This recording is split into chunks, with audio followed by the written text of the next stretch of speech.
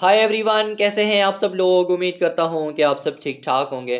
दोस्तों, आज की इस वीडियो के अंदर हम अपना प्रोजेक्ट 2 बनाने वाले हैं जावास्क्रिप्ट के डॉम के कॉन्सेप्ट को यूज़ करके। बेसिक, बहुत ही ज़्यादा बेसिक, इतना बेसिक है, बहुत ही ज़्यादा सिंपल है, लेकिन आपके बेसिक कॉन्सेप्ट को थोड़ा अच्छा बनाएगा। ठीक है, अभी हमने पिछली वीडियो के अंदर एक कैलकुलेटर बनाया है जो भी बहुत ही बेसिक लेवल पे बनाया है और बहुत ही मैसअप क्रिएट कर रहा है, लेकिन आपके कॉन्सेप्ट जो डॉम के कॉन्सेप्ट हैं उनको हमने बिल्कुल अच्छे तरीके से समझाने की कोशिश की है।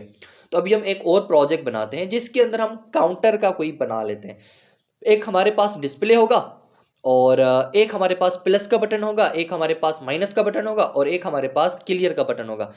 प्लस पे बटन क्लिक करेंगे तो वहां पे डिस्प्ले पे दिखाएगा 1 2 3, मतलब ऐसे ऐड होता जाएगा। और जैसे माइनस पे क्लिक करेंगे तो वो अपना डिक्रीज होता जाएगा और जैसे क्लियर पे क्लिक करेंगे तो वो क्लियर हो जाएगा। ठीक है, ऐसा कुछ बनाते हैं हम। ठीक है, कैसे बनाएंगे देखो।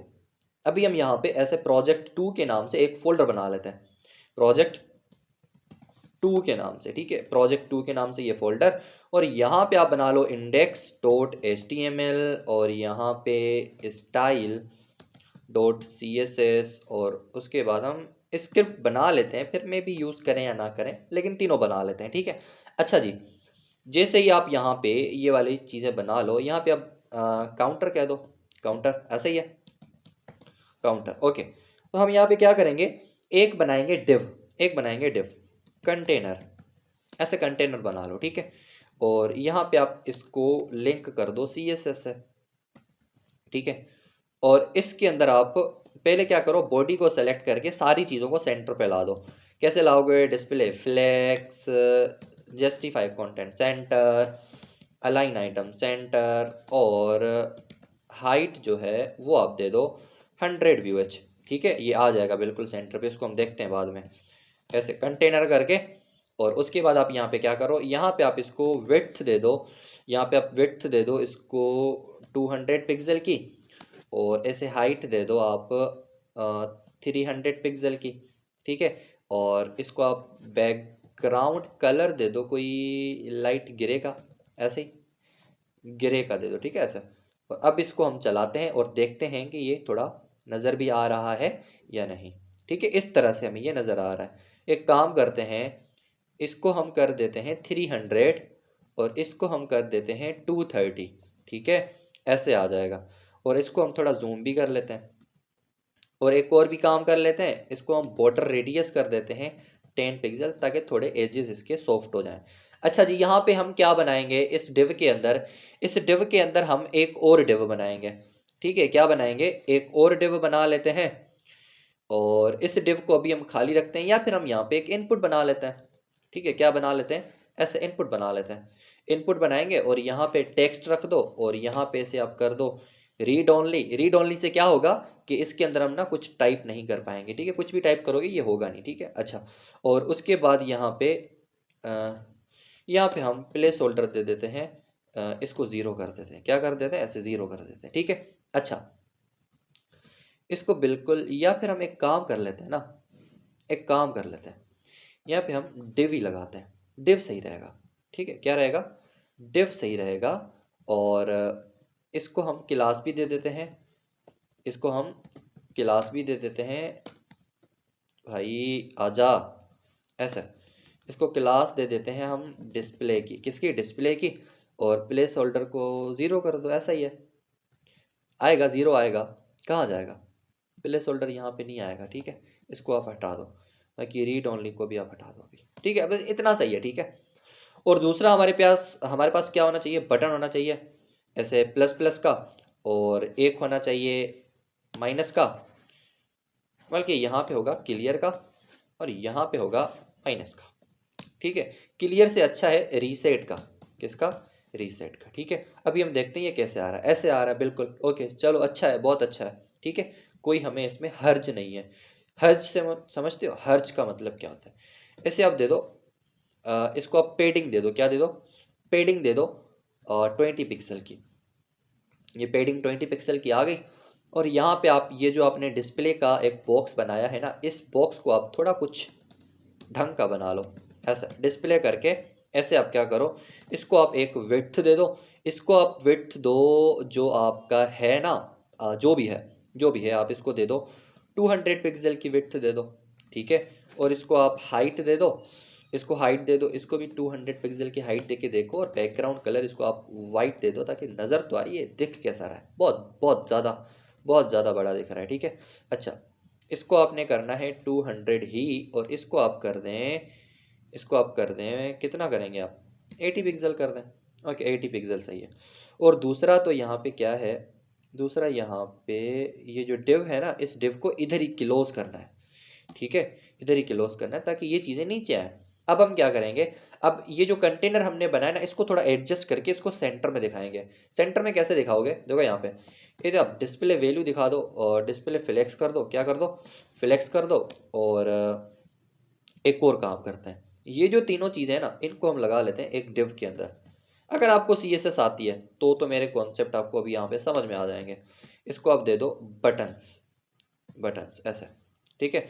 अब ये दोनों मैंने डिव में क्यों रखे हैं, इसको आपको अभी मैं समझाता हूँ। होगा क्या कि अभी जो हमारा कंटेनर वाला जो कंटेनर है ना, बॉक्स है ना, उसके अंदर दो चीज़ें हैं, दो डिव हैं, ठीक है। और अगर मैं यहाँ पे डिस्प्ले फ्लेक्स देखे और फ्लेक्स डायरेक्शन को हम अगर कॉलम करेंगे तो इजीली आपको समझ में आएगा कि ये इस तरह से बिल्कुल ढंग से यहाँ पे एक दूसरे के नीचे आएंगे, ठीक है। अब इसके लिए आपको CSS ऑलरेडी आनी चाहिए। अच्छा, दूसरा यहाँ पे क्या होगा, दूसरा यहाँ पे हम जस्टिफाई कंटेंट को अगर सेंटर कर दें तो ये सेंटर में आ जाएगा। और यहाँ पे अगर हम अलाइन आइटम को सेंटर में कर दें तो ये सेंटर में आ जाएगा, बिल्कुल बढ़िया, परफेक्ट। और एक हम यहाँ पे एक और काम कर लेते हैं, यहाँ पे हम गैप भी दे देते हैं। गैप आप दे दो 30 पिक्सल का, परफेक्ट, ठीक है। अच्छा जी, दूसरा हम बटन्स को थोड़ा ढंग का बना लेते हैं। बटन्स को भी ढंग का बना लो भाई। ऐसे आप बटन को ही सेलेक्ट कर लो, अलग अलग करने की ज़रूरत नहीं है। इसको आप सबसे पहले तो भाई पेडिंग दे दो, क्या दे दो, पेडिंग दे दो। या फिर आप विड्थ दे दो भाई, विड्थ ही दे दो, ठीक है। विड्थ दे दो आप 100 पिक्सल की, ऐसे 100 पिक्सल बहुत ज़्यादा हो गया भाई, 60 पिक्सल दे दो। अच्छा जी, और उसके बाद इसको हाइट भी आप 60 पिक्सल की ही दो, ऐसा 60 पिक्सल बहुत ज़्यादा है, 40 पिक्सल की आप हाइट दे दो, ठीक है। और इसके फ़ॉन्ट साइज़ को आप कर दो 14 पिक्सल, देखो कितना आता है, सही है। या फिर आप और भी कर दो, 20 पिक्सल कर दो, मे भी सही आ जाए। अब सही है, लेकिन फिर भी बाहर निकल रहा है, ठीक है। क्या करो, 16 पिक्सल कर दो, अब परफेक्ट है। और इसका जो और क्या करना है, बॉर्डर रेडियस दे दो 10 पिक्सल, ठीक है। और इसका जो बॉर्डर है ना, उसको गायब कर दो। कैसे करोगे, बॉर्डर नन, ठीक है। ऐसे आपने बॉर्डर भी ख़त्म कर लिया इसका।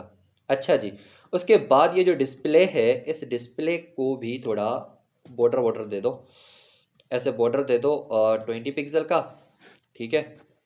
बॉर्डर रेडियस क्या करना है, बॉर्डर रेडियस देना है ऐसे। अब ये 20 पिक्सल का रेडियस आ गया। और इसको आप बैकग्राउंड कलर भी दे दो, कौन सा, लाइट ये वाला दे दो, परफेक्ट, ये बहुत अच्छा है। इन दोनों को हम ग्रीन दे देते हैं प्लस को, और इसको रेड दे देते हैं, ठीक है। कैसे करेंगे,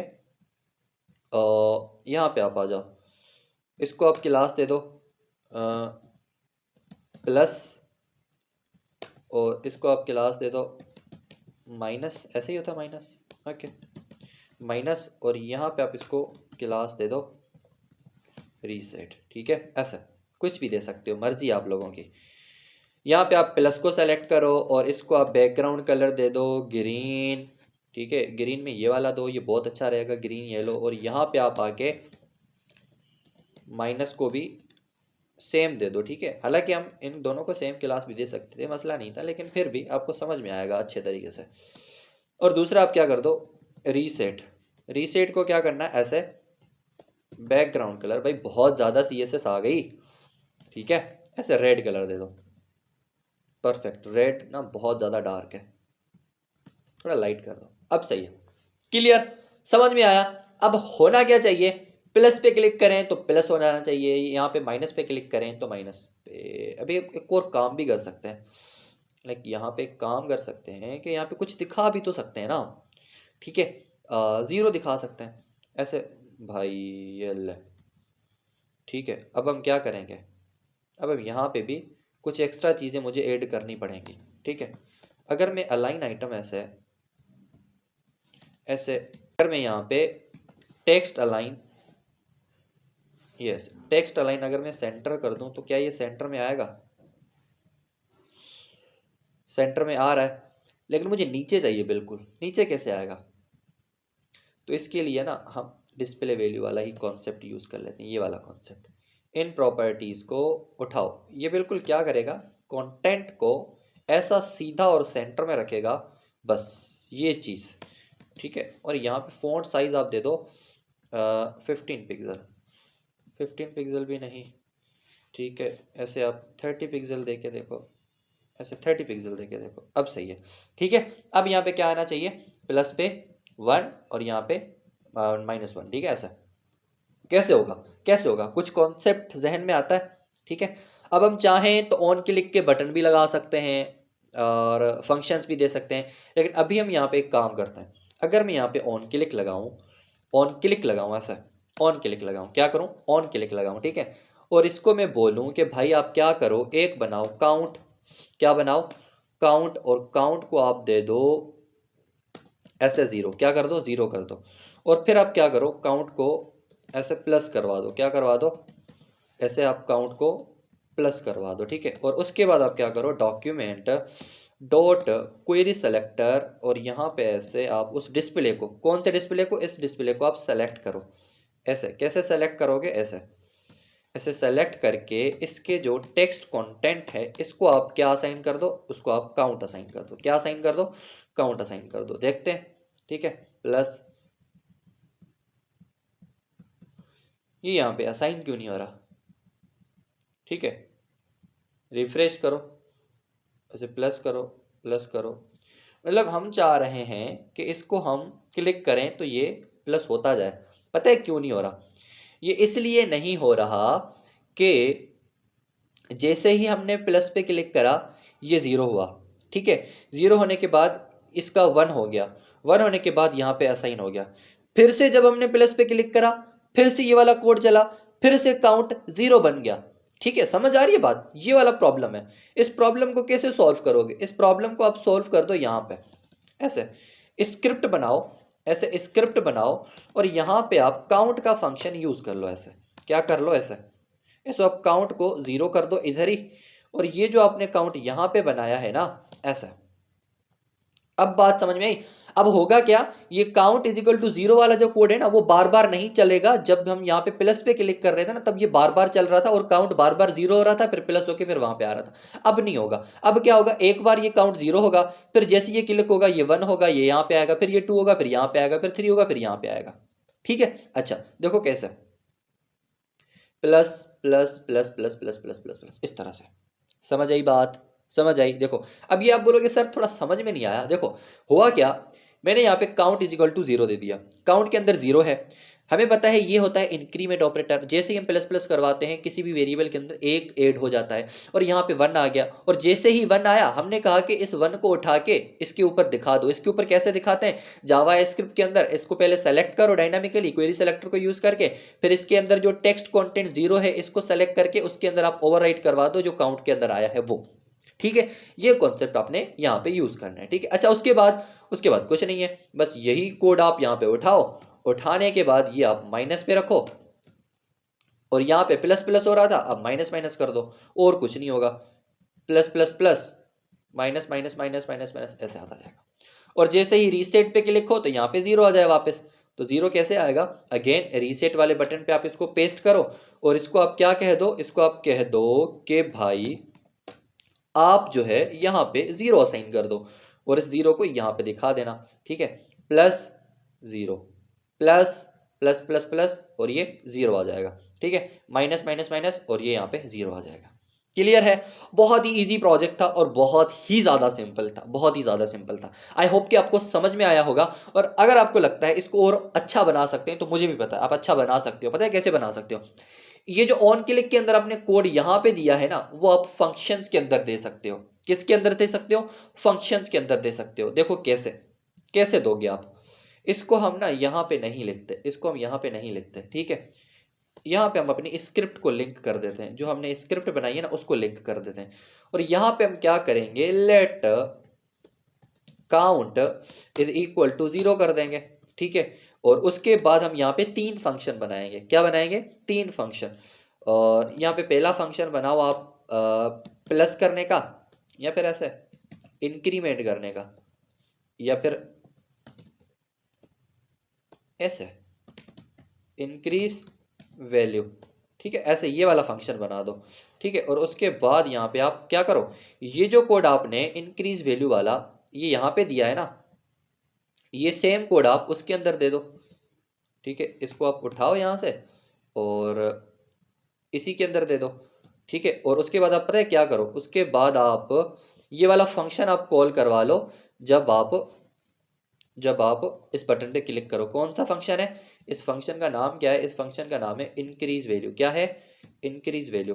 क्या है? Increase value. ये वाला फंक्शन यहाँ से उठाओ और इसको ऐसे कॉल करवा लो। तो ये क्या करेगा, जब भी हम इस बटन पे क्लिक करेंगे ये वाला फंक्शन कॉल होगा, और जैसे ही ये वाला फंक्शन कॉल होगा और वो अपना ये काम करेगा। और आपको पता है ये कौन सा काम कर रहा है। सेम तरह से यहाँ पे आप इसको कॉपी करो, कॉपी करने के बाद ऐसे आप इसको पेस्ट करो और यहाँ पे आप दे दो डिक्रीज वैल्यू। ठीक है, और इसको आप यहाँ पे कॉपी भी कर लो और यहाँ पे आप ऐसे माइनस भी कर लो। ठीक है, बस ये माइनस वाला अपना काम करेगा और इसको यहाँ से उठा के, ठीक है, और ये वाला फंक्शन पेस्ट कर दो आप। ठीक है, अब जैसे ही ये वाला बटन कॉल होगा ये अपना काम करेगा। देखते हैं ये काम कर भी रहा है नहीं। ठीक है, प्लस प्लस प्लस, ठीक है, माइनस माइनस माइनस, ऐसा काम कर रहे हैं। बहुत ईजी है। और ये जो रीसेट वाला आपने बनाया है, ठीक है, इस रीसेट को भी आप यहाँ पे कट कर लो और यहाँ पे आप एक फंक्शन दे दो रीसेट के नाम से। सर फंक्शन तो हमने बनाया नहीं है, बना लेते हैं, बहुत ईजी है। ठीक है, ऐसे और ऐसे आप रीसेट का फंक्शन बना लो। ठीक है, और ये वाला कोड पेस्ट कर लो भाई, ये लो आपका कोड बन गया। ठीक है, प्लस और ये रीसेट। क्लियर है? बात समझ में आई? अब इससे फायदा क्या हुआ? इससे फायदा ये हुआ कि हमारी जो जावा स्क्रिप्ट इतनी बड़ी बन रही थी ना, HTML, वो अब इजी हो गई है और बहुत ही अच्छे तरीके से समझ में भी आ रही है।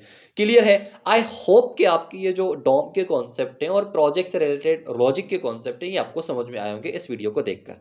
मिलते हैं नेक्स्ट प्रोजेक्ट में।